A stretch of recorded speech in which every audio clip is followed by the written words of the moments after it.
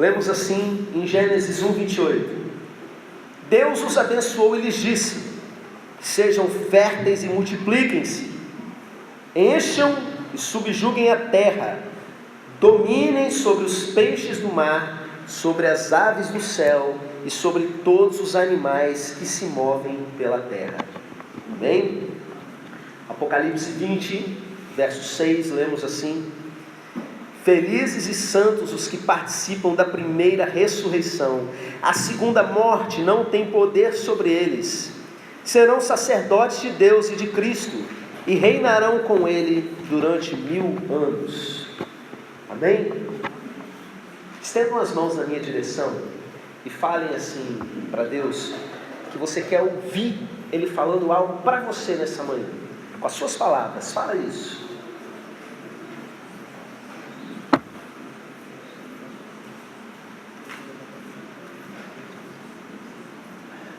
Pai, essa igreja é tua, não é minha. E eu estou aqui para explicar algo que está no teu coração para a igreja. Em nome de Jesus, nos faça entender completamente a mensagem que o Senhor tem. Pai, eu te peço por todos os que estão aqui, todos os que vão ouvir essa mensagem, que eles sejam tocados pelo Senhor e que nenhuma distração os impeça de ouvir a tua voz, em nome de Jesus. Amém. Meus irmãos, nós começamos com o texto lá do início da criação, quando Deus criou o homem. E eu quero chamar a atenção da igreja para o seguinte detalhe: quando Deus criou o homem, o propósito não era salvar. A gente fala bastante sempre em salvação, não é? Porque com a queda do homem, Deus precisou criar aí um plano que demorou milhares de anos para salvar o homem. Por amor ao homem, Deus criou esse plano para que esse homem fosse salvo. Mas essa história que nós lemos, ela tem a ver com algo antes do homem precisar ser salvo. Algo relacionado à própria criação, o propósito do homem aqui, nessa terra. Antes de que Deus precisasse salvar o homem, existia um propósito. Que propósito é esse? Domine sobre toda a terra. Havia um propósito de governo. Deus criou o planeta, Deus criou animais, Deus criou peixes, Deus criou aves, Deus criou plantas, preparou todo o ambiente e por fim Ele foi lá e criou um ser feito à imagem e semelhança dele e disse: governe, exerça domínio sobre tudo isso que foi criado. Essa mensagem dessa manhã é mais uma sobre governo espiritual, e a gente vai entender um pouco mais a respeito disso que o Espírito tem dito às igrejas. O Senhor criou o homem com esse propósito. E muitas vezes a gente, quando traz a mensagem da cruz e fala que a pessoa precisa ser salva, é como se o final da história fosse a salvação. O final da história não é a salvação. Talvez para o ladrão da cruz, no que diz respeito à terra, no contexto dele, de algumas pessoas específicas, sim. Mas se você entender que Deus tinha um plano para o homem caiu, e Deus vai lá e restaura esse homem, o plano é restaurado. O plano volta a existir. O problema é que quando o homem caiu, meus irmãos, Deus não tirou a terra dele. A terra continuou aqui para os homens. Toda a terra pertence ao Senhor numa escala maior, porque Ele é dono de todas as coisas. Mas o Salmo de número 115, versículo 16 diz que os céus dos céus pertencem a Deus, mas a terra Ele a deu aos filhos dos homens. A humanidade teve posse da terra, e o que ela fez com essa terra? O que ela fez com esse planeta? O ser humano, ele se relacionou com as forças das trevas. A partir do momento que ele caiu da presença de Deus, o que aconteceu com ele é que ele ficou entregue ao seu próprio pecado e necessariamente escravo do reino das trevas. E todos os domínios que existiam nas regiões celestiais, os seres humanos de uma maneira geral, acabaram entregando aquilo que Deus tinha confiado a eles na mão das trevas. Por isso que a Bíblia vai dizer que o mundo jaz no maligno. Mas se você foi alcançado por Jesus, você foi restaurado por Ele, o plano precisa ser restaurado também. A gente leu aqui o 2º versículo, lá no livro de Apocalipse, a respeito de um reino. Aliás, em Apocalipse capítulo 5, antes mesmo de chegar nesse texto, nós vamos entender o seguinte: que Jesus comprou com o sangue dele pessoas de todas as tribos, de todas as raças, de todas as línguas, de todas as nações, e fez desse povo que ele comprou reino e sacerdócio, e eles reinarão com ele. E aí nesse texto que vocês acabaram de ler aqui no início, nós vemos algo sobre o reinado do Messias. Por 1000 anos o Messias vem, e agora esse povo que foi feito reino e sacerdote começa a reinar plenamente com Jesus. Queridos, eu tenho entendido que o reino exercido por nós, esse governo que foi pretendido por Deus, ele vai acontecer de maneira plena nesse período. Eu usei uma expressão aqui durante a oração agora há pouco, escatológico. Deixa eu explicar para vocês que palavrão é esse. Escatologia tem a ver com o estudo dessas últimas coisas que vão acontecer, essa parte lá final de Apocalipse, não é? Existe um reino que é esse reino escatológico lá do final, mas queridos, a partir do momento que a gente anuncia é chegado o reino de Deus, Jesus é rei, mas nós também já começamos a reinar com ele, de maneira plena, de maneira completa. Vai acontecer lá no final, mas a partir desse momento a gente já começa a aprender. Por que eu digo aprender? Porque a autoridade foi dada nas nossas mãos. Nós temos aprendido aqui nas últimas pregações, né? As nossas últimas aulas aqui na igreja, a respeito desse governo espiritual que nós já exercemos na presente era.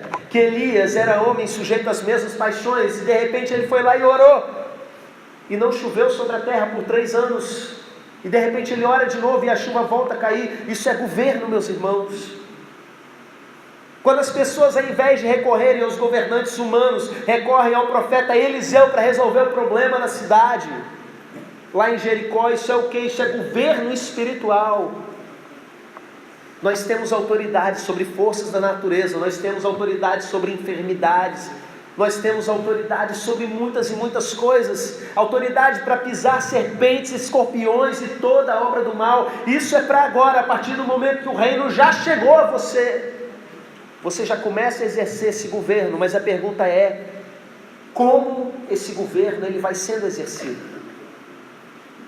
Eu creio que nesse futuro, nesse reino completo, a igreja ela já vai estar bastante purificada, bastante alinhada com aquilo que é a vontade de Deus.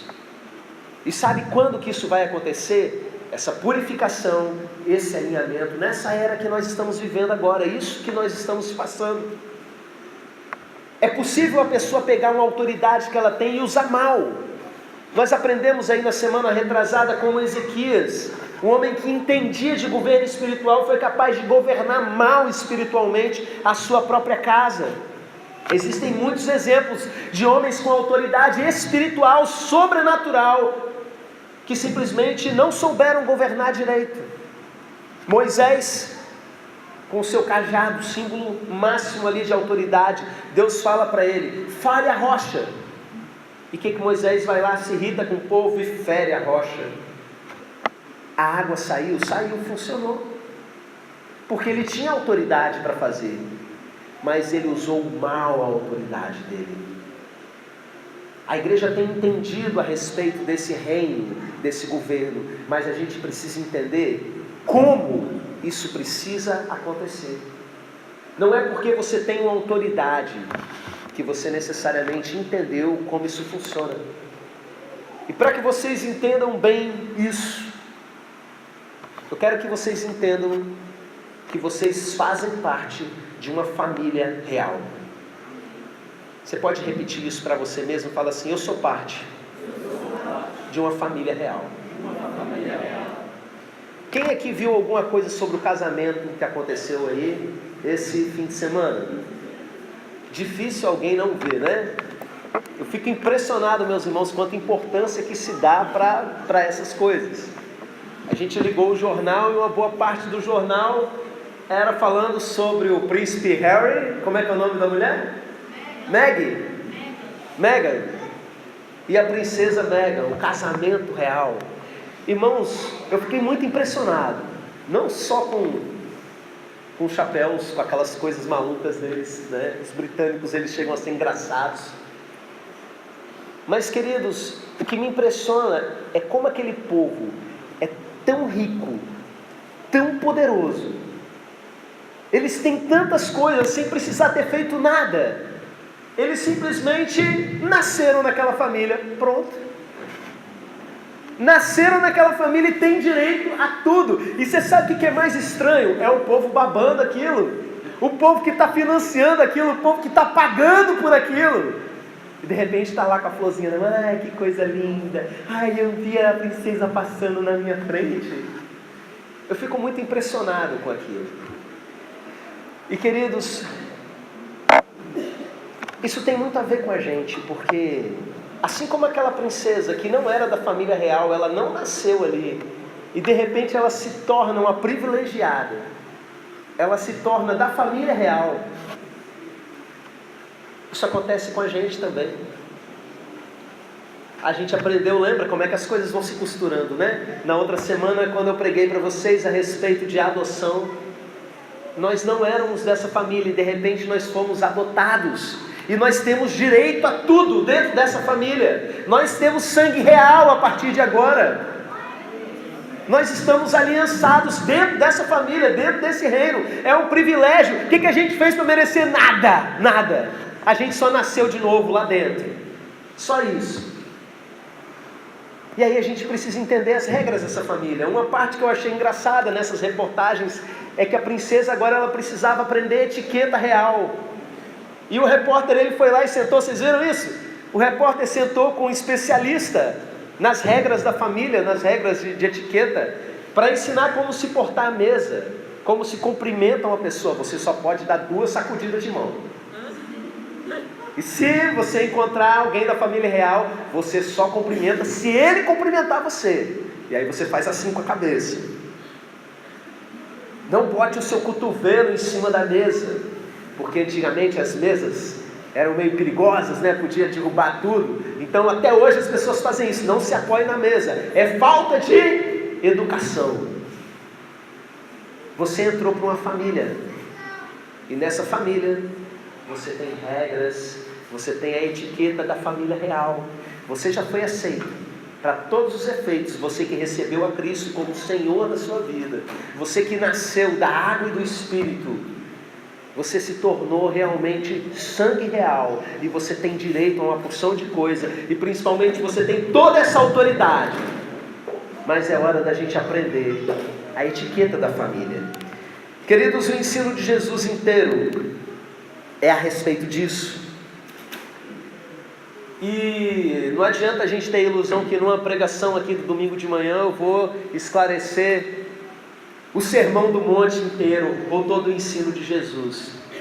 Mas eu separei algumas frases para que nessa manhã você aprenda a sua posição de governo, para que você entenda o seu lugar nessa família real, como o nosso Pai espera que nós, príncipes e princesas, governemos junto com Ele, reinemos junto com Ele. A primeira coisa que eu anotei aqui é que o maior é o menor. No governo desse mundo é diferente.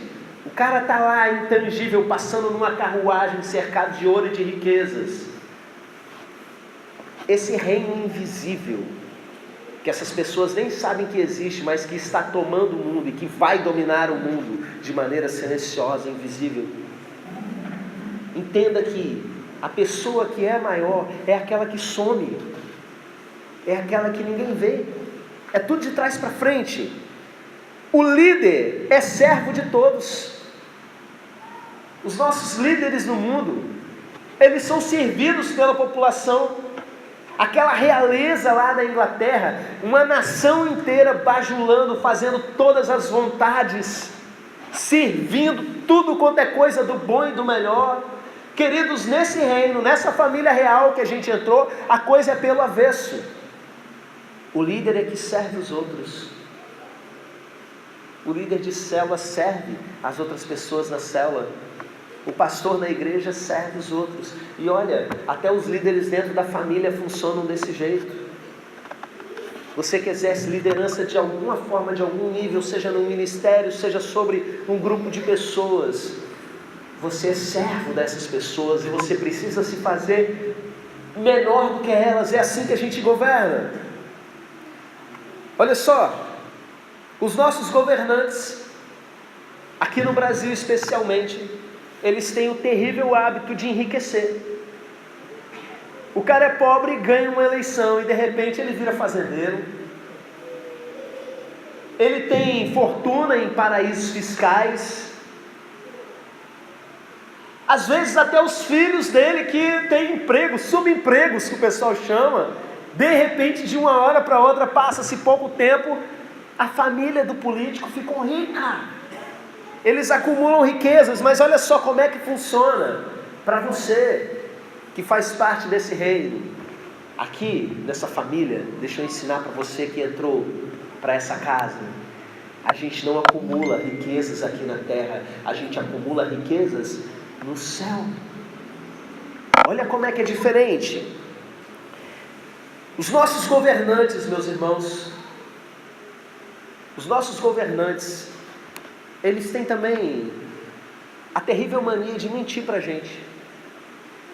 Você não pode confiar numa coisa que um governante diz.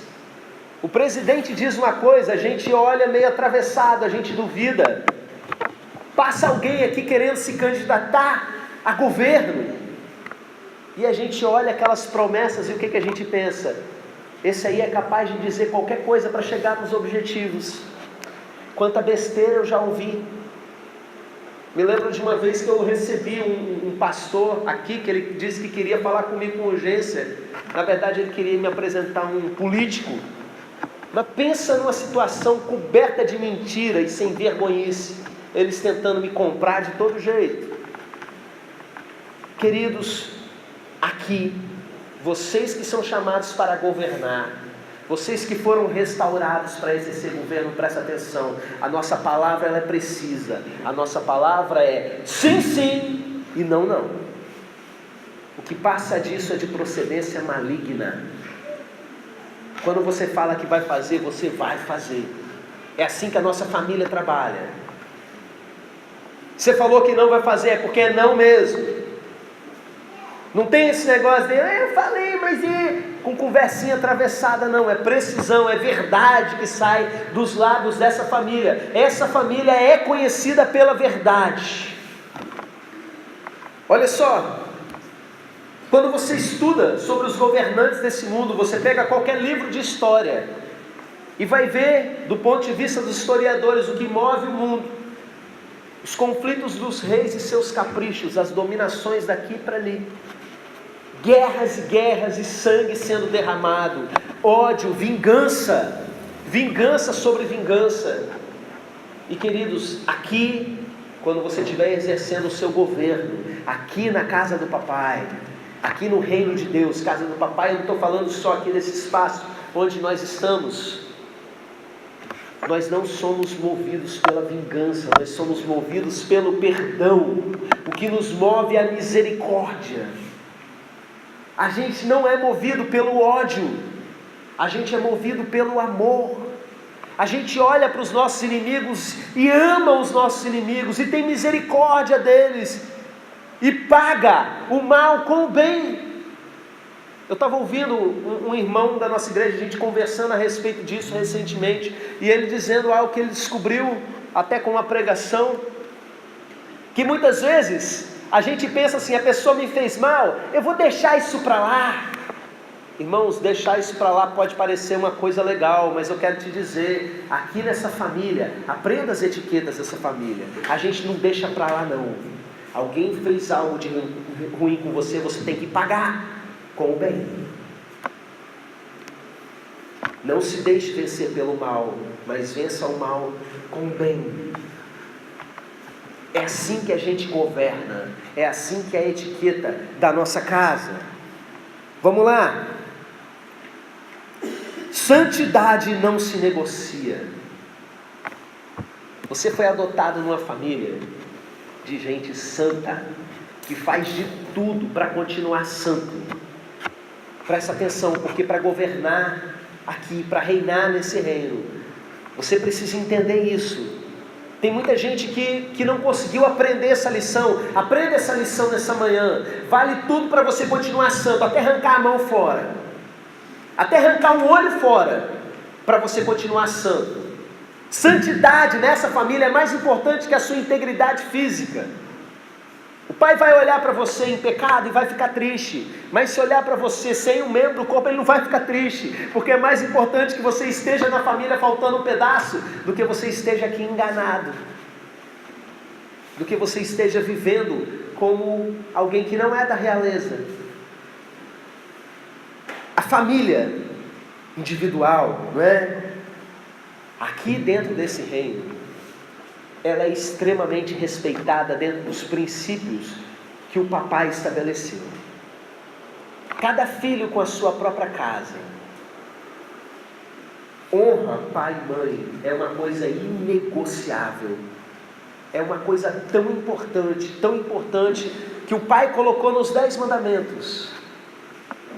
Queridos, como a gente tem padecido nisso? Pessoas vivendo como se fossem plebeus ainda, como se não tivessem entrado para a família real, tratando mãe e pai igual lixo, e colhendo desonra sobre desonra e maldição sobre a sua vida, porque não tem respeito sobre pai e mãe. Às vezes eu olho para algumas situações dentro da igreja e me entristecem, vendo o comportamento de certos filhos que ousam ficar confrontando os pais em coisas que eles não têm noção. Muitas vezes o pai está errado, mas isso não tira a posição de autoridade espiritual que foi colocado sobre você. O pai, no erro dele, ele vai prestar conta diante de Deus, mas você, na sua desonra, você vai colher vergonha sobre você, você vai colher morte sobre a sua vida. Aqui nessa família, aprenda isso nessa manhã, muda isso na sua vida. Aqui a gente respeita. Olha, casamento dentro dessa família é uma coisa eterna. Eterna não, perdão, até que a morte o separe. Casamento é uma coisa sagrada. O povo que não é da família real descasa, casa de novo, resolve, quer saber, cansei de você, aquela outra lá está me dando mole, inventa todo tipo de coisa. Você entrou para essa família, presta atenção, casamento é sagrado. Nem em pensamento. Você entrou para uma família que valoriza os vínculos familiares e a santidade. Olha só, os nossos governantes, quando eles fazem alguma coisa, que geralmente foi a obrigação deles, eles colocam no horário político, em horário nobre, para todo mundo ficar sabendo o que eles fizeram. Não é assim? Aqui, quando você exercer as coisas do seu governo, as obras de justiça sobre essa terra, você não conta para ninguém. Não saiba a sua mão direita o que faz a esquerda, ou não sei se é o contrário. De qualquer forma, fica tudo escondido, mas ao mesmo tempo, essas obras te perseguem. Essas obras, elas vão aflorando por onde você passa. É diferente, você não precisa alardear para ninguém que fez, mas é assim que faz, é assim que acontece. Elas vão brotando e elas vão dizendo quem você é. Às vezes um político ele tem dificuldade para conseguir um horário com o superior, não é assim? Eu me lembro que algumas situações aqui do estado, o governador falava, não, eu vou ter uma reunião com o presidente da república para resolver isso e isso. Olha que coisa legal que a gente tem aqui nesse reino. Cada um de vocês que governa, presta atenção na profundidade disso, você até já sabe o que eu vou dizer. Você tem acesso livre e ilimitado ao Rei dos Reis, o Senhor dos Senhores. Você que reina, você tem o Rei dos Reis, e você tem acesso completo a Ele. Você tem, como eu costumo dizer para vocês, Ele tem o tempo disponível para você que você tem para Ele. Olha que coisa poderosa, meus irmãos. Outra coisa que nós temos, deixa eu olhar nos olhos de alguém aqui. Outra coisa que nós temos é o seguinte: nós somos expostos à morte todo dia, por amor a Deus. Nós enfrentamos perigos o tempo todo, mas nós temos uma guarda real nos protegendo, nos cercando. Isso é motivo para fortalecer você, para fazer com que você ande pelo vale da sombra da morte sem temer nada. Olha só que outra coisa forte. Nós enfrentamos as maiores tempestades dessa terra, mas nós que somos essa família que colocamos em prática tudo aquilo que o nosso Pai nos ensinou, nós enfrentamos as maiores tempestades, mas a nossa casa, ela está firmada na rocha, e ela não vai ser abalada. Pode vir vento, pode vir chuva, pode vir enxurrada, pode vir o que for. Aqui, essa família, a casa é inabalável. A sua casa, irmão Fred, ela não vai ser abalada. E olha, meus irmãos, para encerrar, como eu disse, não dá tempo da gente dar conta de tudo. A gente não tem nada que é nosso. Até aquilo que a gente pensa que tem, não é nosso, é dos nossos irmãos. Até o pão que a gente recebe, a gente recebeu do Pai, e o Pai ainda diz que o pão é nosso. A gente não tem nada, tudo é de Deus e consequentemente dos nossos irmãos. Mas nós temos mansões celestiais esperando por nós. Nós temos os nossos castelos no céu, as nossas mansões lindas, aguardando, enquanto aqui nessa terra a gente não tem nada disso.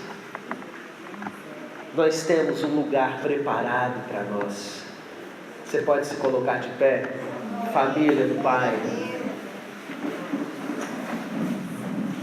Você foi feito para dominar. O povo de Deus um dia vai dominar plenamente. No meio desse caminho é chegado o reino de Deus, e nós começamos a exercer esse reino e esse sacerdócio, porque nós somos comprados pelo sangue de Jesus. E a gente precisa aprender essa etiqueta da família real. Eu quero convidar você nesse momento a orar. E você sabe onde a gente tocou num ponto que está sendo mais difícil para você? Eu quero que você agradeça a Deus porque você foi adotado para essa família, porque você agora faz parte dessa família real. Eu quero que você peça a Deus que te ensine cada vez mais a reinar, a governar em tudo aquilo que Ele tem para você. Vou dar um instante para que você faça isso.